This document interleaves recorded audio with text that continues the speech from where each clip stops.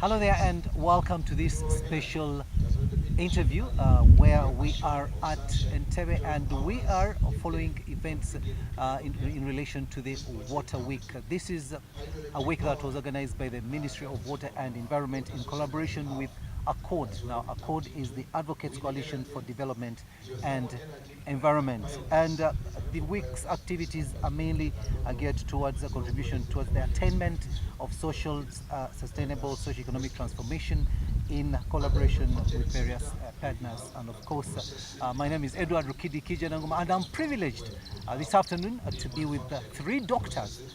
I'm seated between three doctors, and on my left is Dr. Joseph Yossi Shevel. Now, Dr. Shevel is the world's largest, he's the president of the Galilee International Management Institute in Israel. Doctor, good afternoon, welcome to the program. On my immediate right is Dr. Stuart Worsley, and he is the Green Economy Coalition country's program director, and he works with GEC members across the globe to bring societal demands and public policy together for a sustainable transition. Good evening, Doctor. Good afternoon, Doctor, and welcome to this program. Good afternoon. I have to confess, I'm not a doctor. I wish I was, but I'll take the title. You know, when you do this, definitely you turn into a doctor. And on my further right is Dr. Arthur. Dr. Arthur is from ACODE, is Dr. Arthur Beinomjisha. He's from ACODE and he is the executive director of the Peace and Conflict Studies. He has a PhD in Peace and Conflict Studies, but he is from ACODE and he is the executive director. Now, he's also alumni of Galilee Institute. Oh, he's also an alumni of Galilee Institute. Very good. So you must have interacted, you guys, for some time. Okay, I will begin with Dr. Shevel, who is on my left here. Dr. Shevel, in your presentation, we got to learn that there's a lot that Israel has benefited in as far as water management and especially wastewater recycling is concerned. Uganda is still eons of years away from achieving what you have done. Probably, what can we achieve? How can we benefit from what you people have so far, achieved? This is what I emphasized in my presentation. That first of all, it is possible. This was the message. If we did it in Israel, you can do it also in Uganda. And let's do it together. This is why I came. He invited me, ACODE invited me here, and I said, let's do it together. Meaning, if we reused our water, all our sewage, 90% of all our sewage is reused.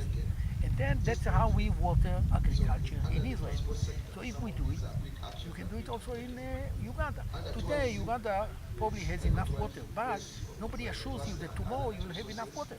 You have already over 50 million people. The lake is shrinking.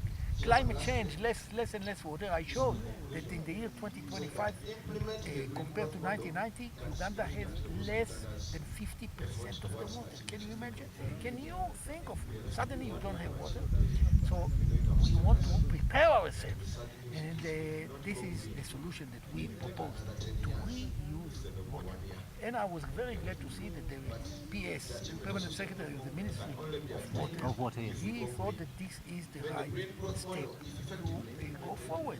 And he is planning to come to Galilee, to come to Israel, and we will show him and probably a delegation how in Israel, how we are doing it, and let's do it together. And so you will start using sewage and water agriculture. Okay. And this is the solution. That's good, and I think Uganda can benefit a lot from that. But let me turn to Dr. I keep calling you doctor because I love it, but probably you'll become a doctor after this. But let's talk to you, Mr. Stewart. Of course, you're from the Green Economy Coalition, and probably Ugandans have not even heard about this before. Tell us, what is the Green Coalition economy? What is it all about? So a green economy is an economic restructuring of the planet. We have to do things differently. We don't value nature, and we're approaching our planetary boundaries. We're running out of water, we're running out of clean air. We need to be fair. Green solutions need to be fair, they need to work for everybody. There's great movements out there about circular economy and sustainable consumption and production. These are about greening sectors, and we need to move forward to actually making sure that the way we live is fair. We need to measure what matters. You know, at the moment we measure GDP and we measure growth, but we don't measure anything else. We don't measure societal well-being. The SDGs have been put up to do that, and it's a great start. But this should get onto our balance sheet. And, you know, we need to have financial systems that incentivize, investors are incentivized to invest in what is green. So the idea of a green economy is a whole idea about prosperity for all within planetary boundaries. And Doctor, before I go to Dr. Arthur, today you find that where we even seated right now, it is really, really hot.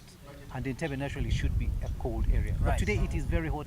And people are actually looking at getting money. And that is where you find that they're encroaching on wetlands.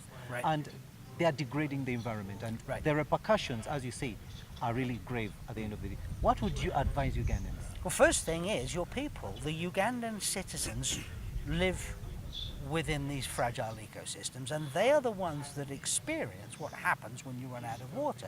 Rich people do not experience water shortage. Poor people do, because it fundamentally affects them. So you need to involve those guys, and involve those guys to become involved with their knowledge, to involved with their enthusiasm, bring them together, and we get a critical mass of people who then be able to say to politicians, hey, this is what we're doing, this is what works, these are the policies that we would love you to do, because then it enables us so that we can then work together with policymakers, valued by society, and create a sustainable way forward. If you do it without the people, you won't get the critical mass and you won't get the change. Exactly. I'll be coming back to you, Mr. Arthur. But let me go to Dr. Bainomgisha, who is from ACODE. And you invited our dignitaries here. And according to Dr. Shevel, you have been to Israel, and you've learned some good things from there. But let's come back to we have got governance challenges here for transiting to green economy from blue. Tell us, what are these challenges and what should we be looking at? What should we be doing in order to benefit? Let me just give information that we work with the Green Economic Coalition as partners. Actually, we see ourselves as a regional hub for East Africa. We are based here in Kampala because ACODE is a regional think tank. So we are working together to transition economies to a green economy that is inclusive, that is sustainable, that values nature. The Green Economy Coalition in Uganda. In the green economy, actually, we even have a network of members, and the ministry. One of the staff from the ministry actually is the chair of the network. One of the critical challenges that we face in conserving nature is actually because it is underfunded, it is undervalued, especially by our governments, not only in Uganda but across the world. And this message needs to go across the world governments, the people in charge of the finances, that the environment, that if you invest in environment and natural resources, you actually you reach a critical mass of the population. You save this environment, you create sustainable development. We all enjoy, and the future generations will also enjoy. Otherwise, what if they will continue with the kind level of destruction of the environment? We are seeing water disappearing. We are seeing the lacking clean air to breathe. We are seeing the climate change with this heat wave that is hitting us. So climate change is here. The limits of the planet, we have actually already reached it. And what are we bequeathing to the future generation? An environmental debt. And a lot of catastrophe. So what we are saying, there is a sense of urgency for us to appeal to the government, to the people that are in charge of running the governments, especially the government of Uganda, to invest enough money in the environment and natural resources. Because up to now, it gets the least. It's one of the least funded, less than 3%. of our entire budget Yes.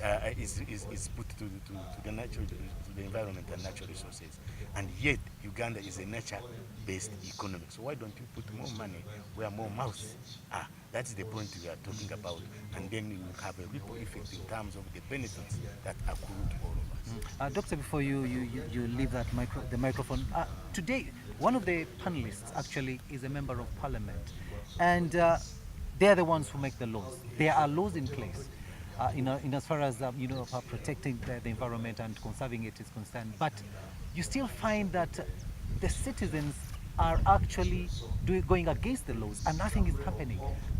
What is the loophole there? Yeah, I think another critical challenge that we face is about rule of law and implementing the laws that we have made. That Uganda is praised for having one of the best laws in place, the institutional framework and the policy frameworks. But we stop at putting them in place. The challenge has been implementation. So the point that I'm making is actually there is a need for government policymakers working together with the population, the citizens, to implement these good laws, these good policies, and use the institutional framework. Because you see, leadership is very critical in the transformation of this economy. If the leadership actually is going to be transformative, that identifies with the people's needs, then we can help move the population. For example, we know that the population has been attacking wetlands, destroying them, looking for greater yields. But when you destroy the wetlands and drain them, the next season you have no what. So the population, and yet actually some members of parliament have been actually defending some of their citizens that attack the wetlands. And you know, wetlands are attacked during the election time. Yes. And then of course then they fear if you talk about that, then they will not be re-elected. But my friend, there's a sense of urgency. We'd rather be honest. If we have a partnership, you can call it a partnership for peace, and you conscientize your electorate, the people who elect you, and you share this wealth of knowledge that we have about the implication of destroying the wetlands, the forests, and other water resources. I can assure you the people are intelligent enough. They will be able to re-elect you because they know that there is a future with you. But why do we fear to tell the people the truth, and we just focus on being re-elected when the future is not there? Thank you so much, Doctor. I'll come back to Dr. Joseph here. Mr. Stewart has told us about the green economy, and you are from the blue. I see it is the Galilee International Management Institute, and also we see that you talk about the blue economy. What is the blue economy? This is exactly what I said earlier. This is the concern about water. Of course, we are talking about seas. You get your name from the you don't color have- of yeah, water. the color of water. Of course, we are talking about oceans also, but you know, you are a landlocked country, so we're talking about the water, not the ocean. Now, don't forget, the Lake Victoria is also the source of the Nile, Yes. the White Nile. And if Lake Victoria is going to dry out, then we will have a major problem in Egypt. So it's not only a Ugandan problem, but the whole basin of the Nile is a big threat to the whole region. And we know that many wars, and I talked about it, many wars, a long history, started because of lack of water. And Yes. now, even in the Middle East, most of the wars, including Syria, the recent one, 7 years of a war because of lack of water. So we have to be very careful, and we have to think about future. And in fact, I also showed that there is a prospect now that in 15 years there will be wars, civil wars in Africa on the issue Because of of the water. issue of water. Because of water. And here Sudan has a problem of water. Kenya, 80% of Kenya is arid land. And of course, so some of the waters are going to the ocean. I was in Tana River, which is the biggest river in Kenya. and the whole water is going to the ocean. And the farmers, they shout, we don't have water. There is water. It's a matter of water management. And So it's good, not Doctor, only you're talking reuse. about that. Sorry, I'm to cut you, but irrigation, because if that water is just being wasted like that, and yet it is semi-arid area, how can we learn from Israel the technology that you people use Yeah. in order for us to tap into that water and also use it for So irrigation? there are three things. First, I talked earlier about reuse of water. The second thing is irrigation. I don't know if you heard about the drip irrigation was also developed in Israel for arid lands. No, it's not only for arid lands, but it turns out that the plants like us, we need a certain amount of water or liquid. If we drink too much, it's also not good. So you see, I'm not talking about what you think, about even water. Yes. And the third thing is water management. Yes. So there is a reuse of water, irrigation, and water management. And these are the things. And I just met the PS of Minister of Water, and I was very glad to learn that he sent now 8 people from his ministry for studies at Galilee Institute about these 3 things, about reuse, about water management, and about irrigation. Thank you so much. Mr. Stewart, of course, from what these two colleagues here have talked about, one thing that really comes out is that we must use our water resources profitably. Now, as as the Green Economy Coalition, how can Ugandans, benefit from your coalition? What would you tell them? Because, as Dr. Joseph says here, water is becoming scarce and scarce every other time. I think we need to get beyond this idea about I can make some money off water. I think we need to say I can make some gain, some social and environmental gain. So that's I think the first point I would make.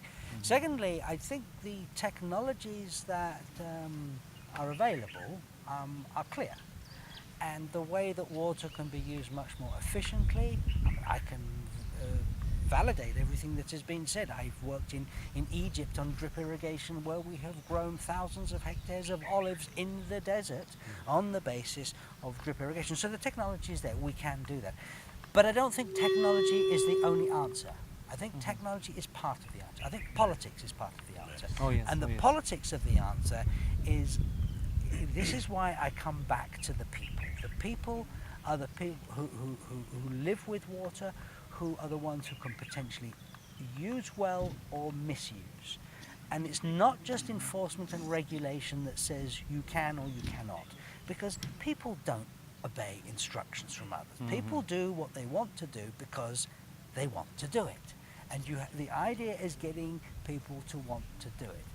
And in my sense of working with people for many years, they are wise. They do know what they can do.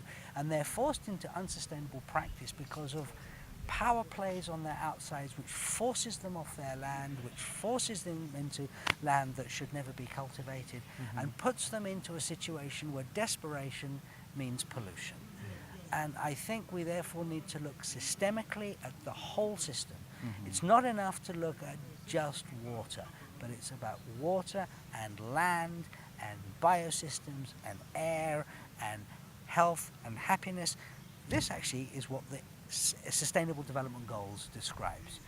The 4 goals for the biosphere, the 8 goals for society, and the 4 goals at the top for economy. Economy relies on sustainable society, which relies on the sustainable biosphere. It's simple. Thank you so much, Mr. Stewart Wasley. And finally, I'll go to Dr. Mugisha. Of course, Mr. Stewart has just talked about something very good and very, very important also, the politics. Do we have the political willingness in the country to address these challenges that are related to water usage and management? No, I think we do have, but we need to do more. When you look at the legal framework, the policy framework, the institutional framework, this country is well positioned, and the government has put in place that. What has been at issue has been the implementation. I'm glad that the president has come up now openly to champion, and the prime minister who is coming here to close has also been mobilized to champion the whole campaign to save the environment and natural resources in this country and to govern the environment very well. Because I know that, for example, ACODE has been, with support from JEC, has been working on the restoration and protection of River Rizi and the entire, in Western Uganda. It covers 10 districts across in the west and the central region. That river is dying and actually serves Mbarara, a municipality, which is poised to become a regional city. But the heart in the life of a city must be based on the sustainable provision of water. Now, we see how we see that is likely to be a challenge for the city. So the president not long ago took the council of Mbarara and told them will give them all the support they need to restore the river. So with that support, I think if it's matched with actions, I think then we can turn around, because it's not actually rivers alone. Most of the river systems in this country are under stress. They are very stressed, People have encroached and they are on the part banks. of the river Nile system that is talking about. If the Nile Valley is stressed, you are going to have what actually was predicted by the UN. Actually, Boutros Ghali, the former Secretary General, the former Foreign Affairs Minister of Egypt, talked about the water wars of the 21st century, that wars will be fought over water systems. And you know that Egypt actually is very concerned about the flow of the Nile. Even actually it stations engineers at the Nile to measure the flow of the river. So the Nile is very critical for Egypt, for Sudan, if it dry, and for the Middle East. So we could have a water war here if we do not manage, especially and restore the catchment systems that have been destroyed by poor farming systems, overpopulation, and of course the politics in the past, which need to be corrected. Thank you so much, Dr. Binogisha, and probably your parting words here as we end this interview here. It's a system. Everything is a system, and people are part of that system. And I believe that if you start small on an issue like Rizi River, and you start focused, you light a fire of change, and it's a change which grows because, hey, it works. And when it works, it grows, and so we'll go from Ruizi to Kasese, and we'll go from Kasese to the rest of the rivers in Uganda, and we'll go around all of Lake Victoria. We will expand this as a movement of Wananchi, of people, to say, this is our Nile, this is our basin, we will make it great again. Thank you so much, Mr. Stewart, for those words. Doctor, your parting words. I just hope that the government is the executive, with the backing of the parliament, will really take steps forward and not just wait to see, maybe or maybe not. You know, the disaster is around the corner. Yes, and it's clear that because of climate change there is less water, the number of population is increasing. Now is the time for action. Yes. And we, in Israel, we are willing to do it together. And we have already many alumni, I think over 500 alumni from Uganda. I think 2 of them are even ministers now. And I hope that we'll continue our relationship. If we can contribute, this is why I came. Thank you so much. And viewer, that has brought us to the end of this special interview. And we've been looking at the water week that has been organized by the Ministry of Water and Environment in partnership with ACODE, which is the Advocates Coalition for Development and Environment. And I have been with Mr. Stuart Worsley, who is on my immediate right here. Thank you. And further on my right is Dr. Arthur Binogisha, who is from ACODE. He's the executive director there.